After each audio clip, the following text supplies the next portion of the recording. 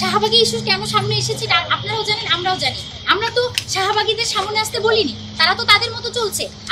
আমরা হয়তো এখন মিডিয়ার সামনে বলতে পারবো না কে শাহবাগী, কে ছাত্র ফ্রন্ট, কে আওয়ামী লীগ, কে বিএনপি, কে কোন দল সেটা বলবো না, কিন্তু তারা দেখেন তারা হঠাৎ কেন শাহবাগে আবার অবস্থান নিল, তাদের মোটিভটা কি এটা তো আপনাদেরকে খুঁজে বের করতে হবে। আমরা তো সাধারণ শিক্ষার্থী ঘরে বসে আপনারা যে নিউজ মিডিয়া কভার করছেন আমরা তো তাই দেখছি। শাহবাগীরা কোথা থেকে শাহবাগে আবার 13 সালের পর 25 সালে এসে গিয়ে বসলো, এটা তো আমরা নিউজ মিডিয়ার মাধ্যমে খবর পাবো। আমরা তো সঠিক জানি না যে শাহবাগীরা কোথা থেকে তারা আবার উদ্ভব ঘটলো, আমাদের এটা জানা কথাও না। এটা আপনাদের সঠিক মিডিয়ার সঠিক নিউজের মাধ্যমে আমরা এই খবরটা জানতে চাচ্ছি।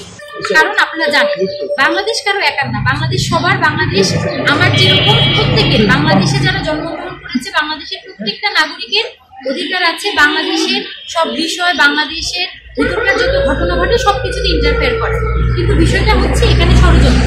শাহবাগীরা এমন একরকম দল বা তারা নিজেদেরকে এমনভাবে বিভাজন করেছে, আজকে দেশের বিভিন্ন জায়গায় বিভিন্ন বিষয়ে অস্থিতির অবস্থা তৈরি হয়েছে।